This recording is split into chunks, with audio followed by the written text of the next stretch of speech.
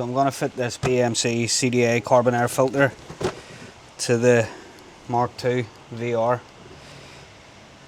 simply because the air filter I've got on, it's just a bit tired and it wants replacing. So I'm going to fit one of these. It's certainly not for the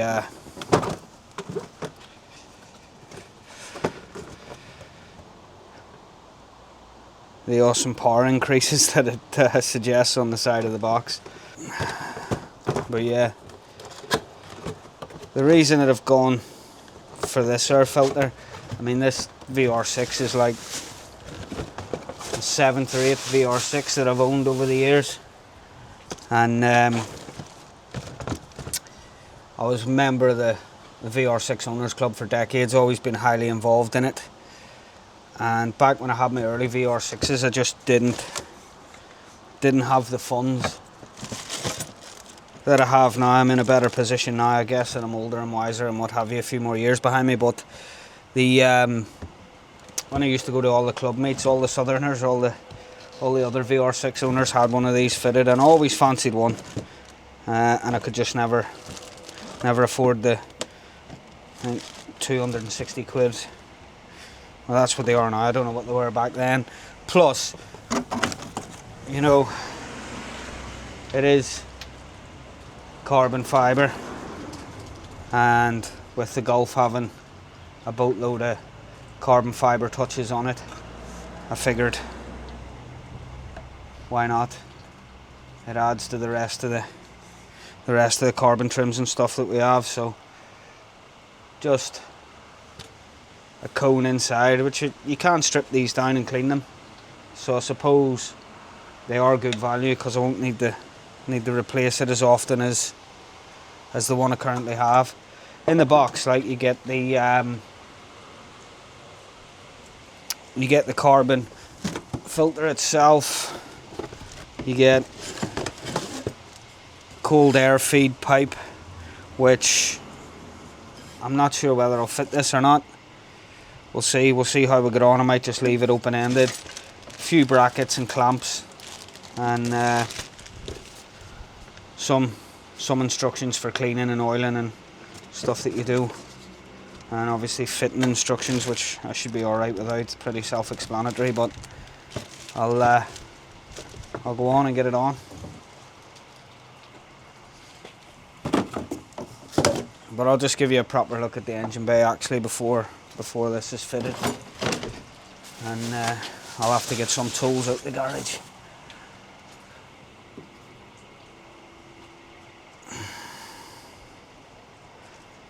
But yeah, the engine bay is pretty clean. I'll get in behind this one all cleaned up when I take the old one out. So I'll just go and grab my tools and stick you back down there. So everyone was rocking one of these bad boys back in the day, and I was just looking back on old forums. I mean, the VR6 Owners Club was one of the best, but the website itself is it's gone now. It's down. Not enough members. I think Facebook ruined all the forums. Yeah, you can see the original filters rusted up and just quite minging, and it's ram air. It's a decent one, but I guess that's what happens when you leave the car sitting for that long and not using it. Things begin to turn nasty, and that's what I've noticed. Like with all the VR6s I've had over the years, when they were my daily driver and I could only afford to run one car, I never ever had any issues with the VRs. It was only when I started keeping them as a second show vehicle and not driving them that I started to have issues, you know. Another thing that's royally pissed me off today is I want to see the state of my car. I mean, it's covered in all this shit. Bloody seeds or whatever from the wind.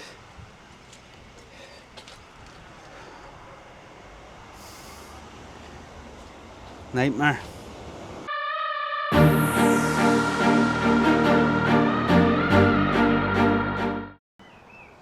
Well, that's it all installed, folks.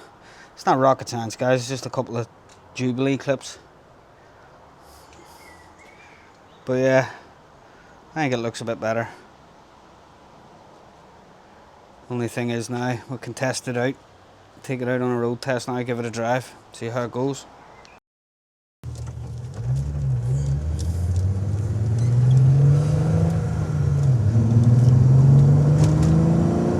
Well, she sounds good.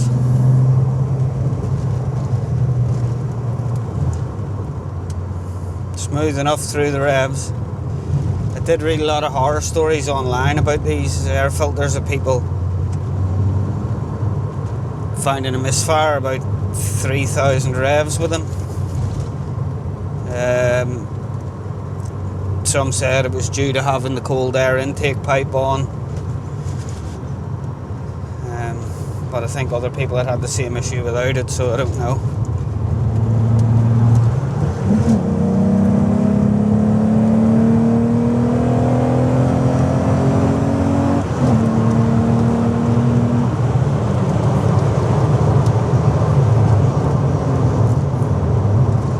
Yeah, sounds alright, pulls well.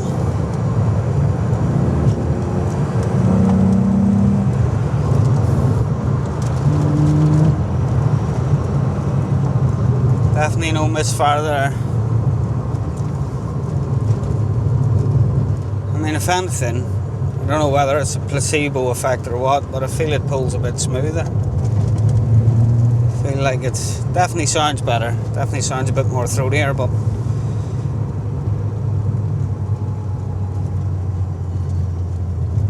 I don't know. I don't know whether it's just in my mind wanting it to feel a bit smoother or whether it actually is pulling a bit smoother, who knows.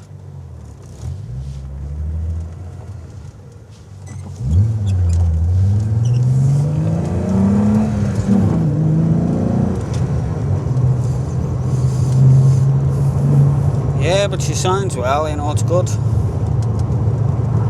Yeah, I'm definitely glad I've done it now. I mean, I've had that filter sat in the boot of the car for months, but I've recently done both front wheel bearings have been done, full tracking and alignment was carried out after the wheel bearings because it was actually out slightly. It's had a full service. The top end felt like it was a little bit tappy,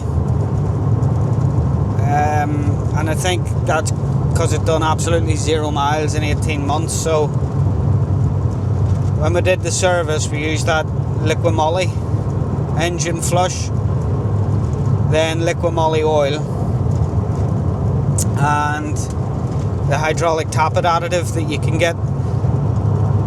Liquid moly additive, it's okay, but to be honest, I think it's chainy. I think the noise is chainy rather than tappets in the cylinder head. But the engine was completely rebuilt. But as I say, they like being driven. The tensioner bolt on the chains on these cars is an oil-filled one, and I know that if you leave them standing for long periods, the oil can come out of the bolt, and then it can lose its pressure. So I might get the bolt out of the head and make sure it's got a bit of pressure behind it, you know.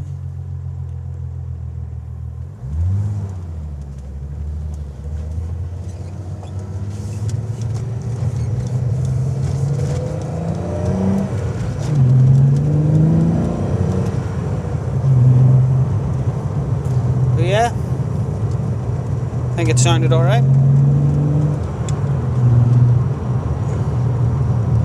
Gotta love a 12 valve VR6, absolutely love it. What a noise.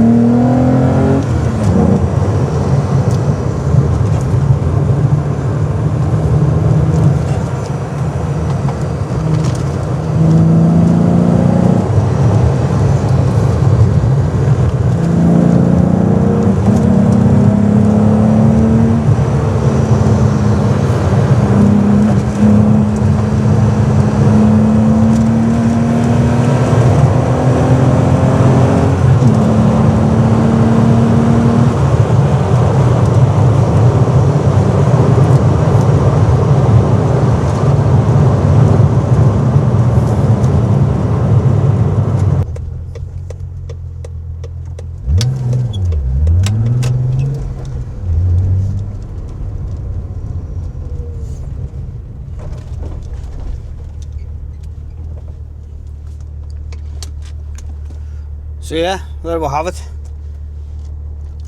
Another little upgrade to the car. I am going to say upgrade, I do think it's better. It certainly looks better in the engine bay anyway. More stealthy. So cheers for watching, guys. Catch you next time.